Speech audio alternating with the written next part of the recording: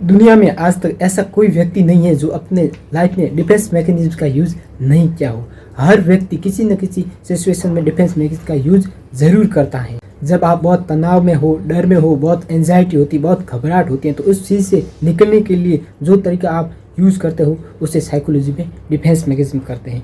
आइए मैं कुछ एग्जाम्पल के द्वारा आपको समझाने की कोशिश करूँगा कि डिफेंस मैकेनिज्म क्या होती है, कब और कैसे यूज़ करते हैं। पहला एग्जाम्पल है डिस्प्लेसमेंट। इसमें फीलिंग को ट्रांसफ़र करते हैं किसी दूसरे पर। किसी जैसे कि मान लो ऑफिस में किसी पर्सन को उसके बॉस ने डांटा, तो घर आकर वो अपनी वाइफ को डांटेगा, वाइफ अपने बच्चों को डांटेगी, वो अपनी फीलिंग को एक दूसरे पे ट्रांसफ़र करेगी। दूसरा एग्जाम्पल है अनडूइंग का। जैसे किसी हस्बैंड का अपनी वाइफ के साथ झगड़ा हुआ, तो फिर वो झगड़े के बाद अपनी वाइफ को मनाने के लिए गिफ्ट देता है, इसे अनडूइंग कहते हैं। तीसरा एग्जाम्पल है सेपरेशन। यदि आपका किसी ने दिल दुखाया हो तो आप उस बात को जानबूझकर भूलने की कोशिश करते हो। यदि आपको याद हो आएगी तो आपको ट्रॉमा हो सकता है, और इसे जानबूझकर भूलने की कोशिश करते हो, इसे सेपरेशन करते हैं। एग्जाम्पल है कंपनसेशन। इसमें अपने वीक एरिया को कवर करना। जैसे एग्जाम्पल से समझते हैं सचिन तेंदुलकर, वो पढ़ाई के अंदर बहुत वीक थे, तो उन्होंने उसको खेल में अपना फ्यूचर चुना, तो उसको एक वीक एरिया को दूसरे से कवर कर लिया, इसे कहते हैं सेपरेशन। नेक्स्ट एग्जांपल है फैंटेसी। इसे फेक वर्ल्ड भी कहते हैं।